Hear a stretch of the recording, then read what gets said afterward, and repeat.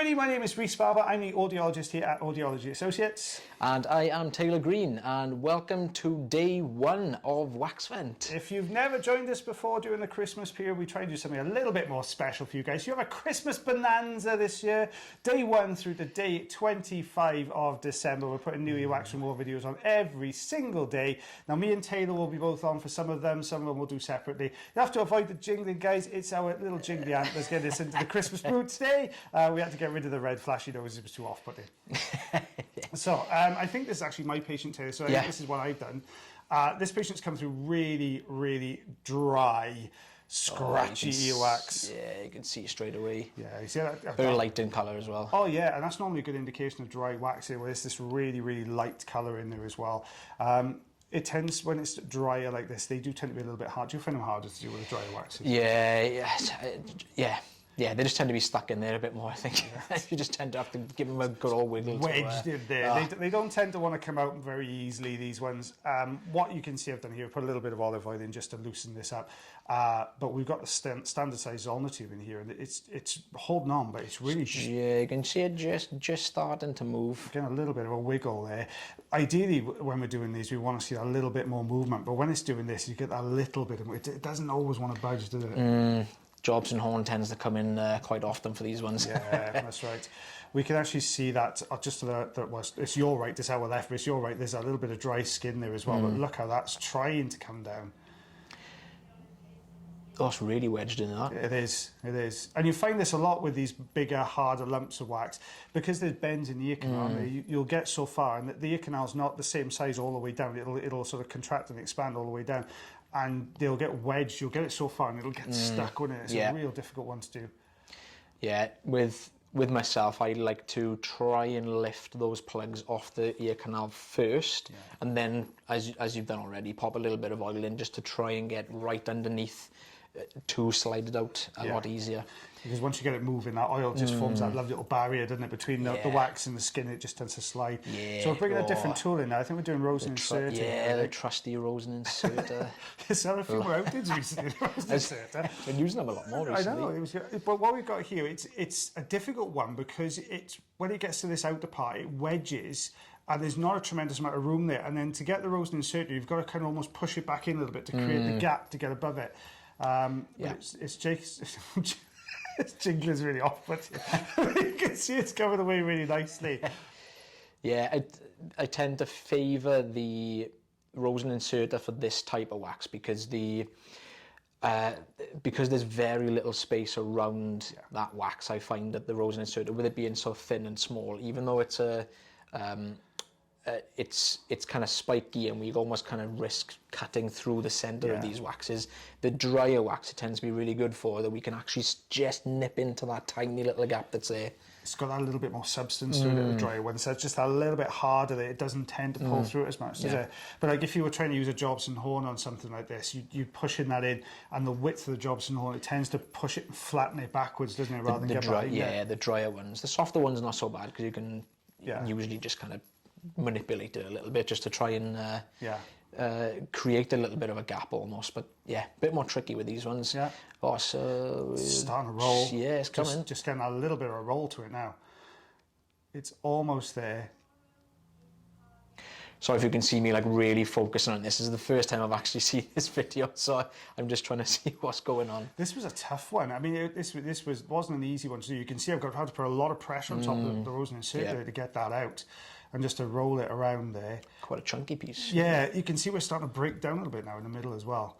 Yeah, very, very fine. Like I said, that very fine layer of dead skin around that plug as well. You can just see the lighter material underneath that darker solid wax. Yeah. Out she pops. Oh, wrestling with it, Taylor. Wrestling. Didn't want to come away that one. It fought me now. Didn't want to come out. But we can see that's what it looked like before. This is what it looks like after. So you can see it much clearer. You can actually see those little lifts of dry skin all the way along there, which is what was wrapped around there. Same story this side. We got that sort of tacky look to it. Once you've done this for a little while, you start to get to notice the sort of different colours and textures. You can spot it straight away and think, oh, that's this type of wax, or this is this type of wax.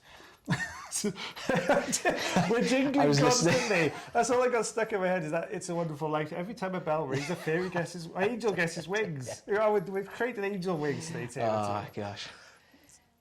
But this was a tough one as well, because we've got that darker central section. We can see the Jobson horn in there, but that we've got this softer layer on the outside and this central, dark, hard layer in the middle there. Yeah, and it's a bit more tricky with patients that got quite bendy ear canals as well, because I find in these cases, it's not so bad in this case, but when someone's got quite a narrow, bendy ear canal, you find with the Jobson horn, as you're trying to pull it through, you still get some that's almost kind of trapped around that corner. Yeah. And you just have to try and scoop it around here. It's a real difficult one. I've switched up now. You just saw me use the Rosen inserter there, but it's that central section.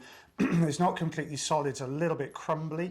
So that's the problem with the Rosen insert. If you get a crumbly piece, it just disintegrates that bit of wax. So we've gone back to the Jobson horn here, trying to work down that side, but there's not a great deal amount, there's not a massive gap there. Yeah, they almost create a channel down the centre of the wax, Like, would you, like, if you were doing this one now, would you switch up to, say, maybe a Zollner tube there just to tidy up some of that debris, or would you have had a go with that, or would you carry on with the Jobson horn like I've done there, do you think? I would, well, me personally, if I can see that I'm, not getting a great deal out, and if it's just creating little channels through the middle, I'll probably go in with the suction tube, as you said, the Zollner suction tube, try and sort of fold in the edges, bit more oil, just to try and get underneath, see if we can get it moving, and as soon as we start sliding it, I think then I would probably go in with a Jobson horn again. Couldn't really use the St. Bart's hook either, which is, if you've not seen, because we don't really use the St. Bart's hook very often. They're quite big. If you've not seen them before, it's almost like a little hook that we use, which is like a 90-degree angle, which we can just get behind wax and just kind of pull it through. That's the problem with these. I always find the St. Bart's hook's got like really limited use, because you've got to have this sort of perfect piece that's quite hard but not brittle, and then it's got to have enough of a gap to get the Jobson horn behind and twist and pull it through. So it's got kind of limited, from my experience anyway, I think it's got quite limited kind of usage really. Yeah, I tend to more use the St. Bart's hook for really dry, I mean drier than this, like really dry wax that tends to have little gaps around the sides that we can squeeze, that we can get it through comfortably. It's gone almost like toffee now, this next section. So we've broken through that kind of tougher section now. What we got now, there's this really sticky, almost like a thick, fudgy toffee consistency around the outside. Oh, Christmas as well coming up. That sounds good. It would taste like this.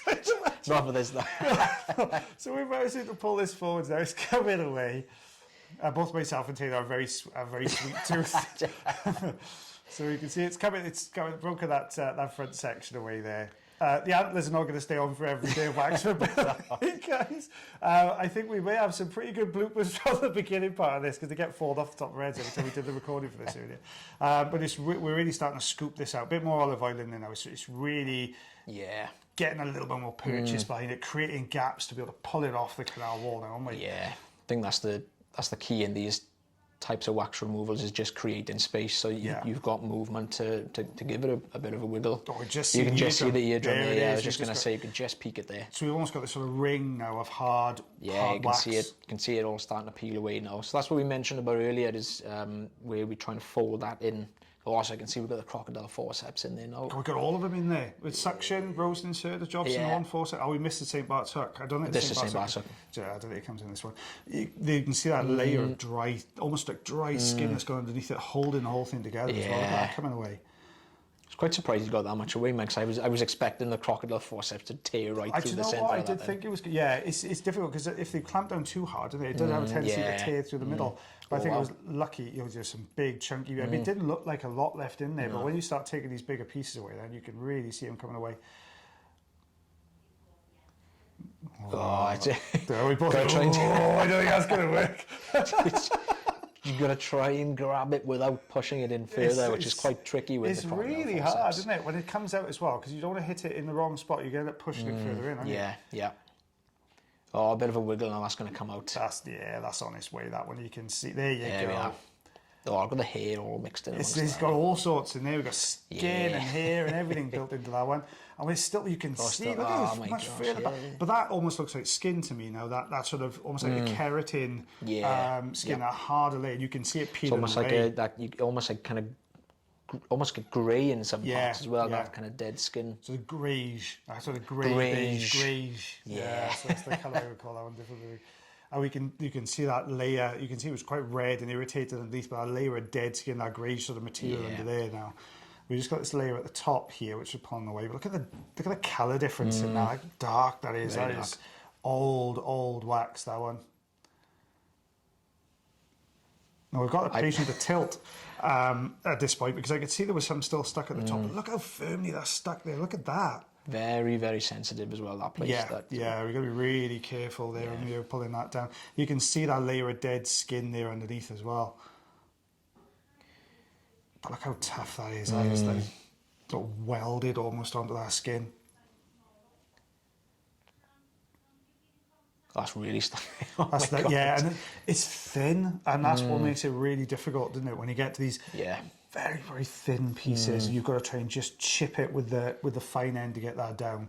It's kind of painstaking because you can't, as you said, you can't get too close. It's really uncomfortable, isn't it? I think my face through the whole of this video is being kind of scrunched up because I'm really just trying to focus on like what's going on. Like, I'm in the same position as you guys. I've not seen this before either. So we've got a bit of I think we've got a bit of a mixture with the next couple of days. I think there's a couple of yours, a couple of mine in there. Yeah. So obviously Taylor won't have seen these ones before, and I won't have seen Taylor's before. So it'll be interesting ones, because I enjoyed that one you did for when we did the premiere, where we did the that mastoid cavity. Oh, that was a great one to watch. I haven't seen that one before. It was a really good one. Look at that. Coming away nicely there. Look at that peeling away. That is perfect. That is a lovely peel. Much easier. It just came up from the bottom. Much easier to pull it forwards and try and chip it all the way down. There we are. I can see there's little bits there, but again, this would have been very, very sensitive. Patient's done really well to sit through that. So what we got there, to 5.5 centimetres. You could do inches if you want. Just over 2 inches. I go about 2.25 myself. I'm not very precise. I'm not very good at inches, buddy. It's you can see it was at 5.5 centimetres, 2.25 inches there. A very mixed material now on skin and dry wax and plugs. Light to dark. I know. We've colour graded it for you as well, there, guys. See, look at the lengths we go to for your wax videos.